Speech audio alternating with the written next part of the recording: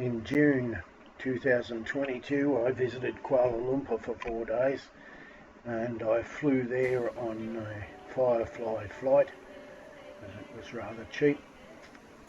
And here's a picture of my boarding. You have to walk out and climb up the ladders, and then here I am flying out. Who took the video? Well, I took it another day. But we flew from Langkawi down to Sabang Airport. So I caught a grab taxi down from Sabang Airport to nasty Port Flow to have my Yanmar engine cylinder head repaired. Here's a photograph of the before, and it went through the process of first milling the top of the head or shaving it off with a milling machine to make it neat and tidy. They did the bare minimum they had to. They could have taken a little bit more off, but they didn't. Then they put it into another machine where a milling machine redid the valve seats, and you had to have a special tool, a port pilot guide, so that the milling machine could get the circle in the right place, and then the new valves will fit nice and neatly into the holes. It doesn't look close up, it doesn't look that great, but it was a fairly good job. And when you put the new valves in and you use the paste, and you can paste it in and match them up, and that's what the mechanic would do later on. So here's another video of the little bits and pieces. I ended up replacing all the springs and all the guides and all the caps. And here's a video of the finished reaming of the valve seats on the cylinder head. Then I caught the MRT train from Al Shaham to KL, and up another train up to where I stayed for those 4 days, a hotel called Rich Carlton. It was the cheapest that I could find, and of course when you pay for cheap hotels you get a 2-star or 3-star rating. The next day I went for a 10-kilometre walk. Rather than use grab taxis or buses, I walked the full 10 kilometres, and I started with a wall mural that a deaf friend, painted.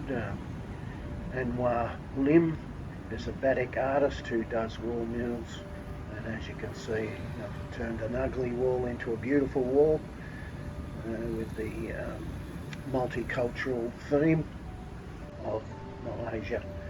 Here's another shot of the front of the building, and it was quite nice. And then I went and walked up to the KL Tower, and on the way I took some video of some other wall art. Here's Anwar Lim's close-up of his wall mural. But as I walked up to KL Tower, I walked past a number of things, including the KL Tower geoforest, and also some other wall paintings on the footpaths and retaining walls as I approached the tower. And if you look at Google Maps, there's a number of different ways to get to the tower, and one of them was through a laneway. And here's some more wall art, and actually in that area there was lots and lots of wall art. I didn't get to see a lot of it. Here's another one of KL's big towers, and here I'm walking along up to the KL Tower. It's actually quite expensive to get up to the observation deck of the tower. It's something like 60 ringgit to 120 ringgit or 110 ringgit to go to the top tower to get a view of KL City and its surrounding suburbs.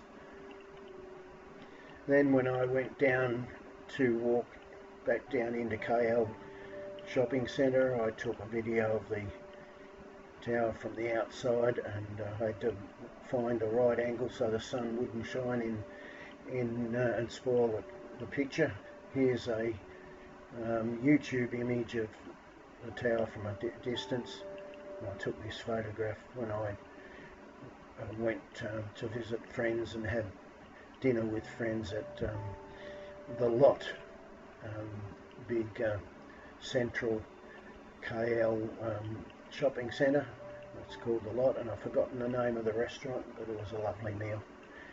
And the next day I met up with my wife's deaf friend, who is the batik artist that did the wall mural, and we walked probably another 5 kilometres around Chinatown. Here's a photograph of Anwar Lim, and we took some video and photographs of more wall art in Chinatown itself. None of this is Anwar's, but he thought it was important to show me the popular tourist attraction within Chinatown, and they were quite good.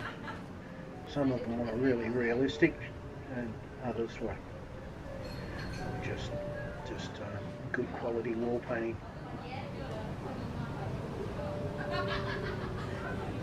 I like to walk around art museums and art galleries, depending on the quality of the art, but wall murals is my latest passion. It's not really a passion, I just like looking at the different styles in different countries.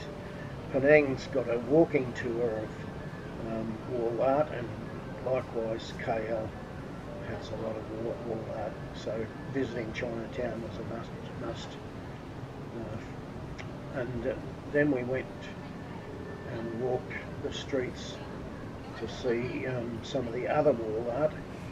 There was a lot of it, but this one caught my eye, of the old style black and white photographs of bullock teams. And then we stopped off for a meal in this Palmia 28 Malaysian restaurant, and it also had wall art all over the place, and Anwar told me that he likes this style and would like to be able to paint this style rather than just the batik art that he is famous for.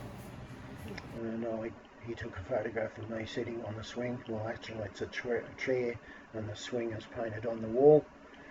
And then we had this wonderful meal, and it was just gorgeous, and not cheap, but worth the ringgit that we paid for it.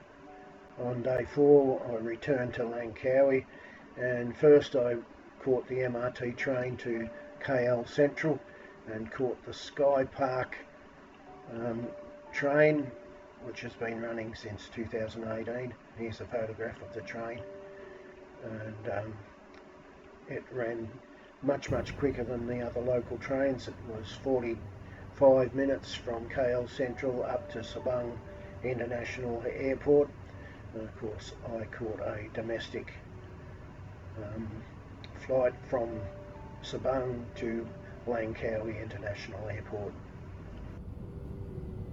I don't know whether you noticed, but there was absolutely nobody in the carriage that I was in, and it was amazing because that week that I was in KL, all trains, MRT, LRT, Sky Park, they were all free, so I didn't have to pay for any of my train travel around KL City and up to the airport.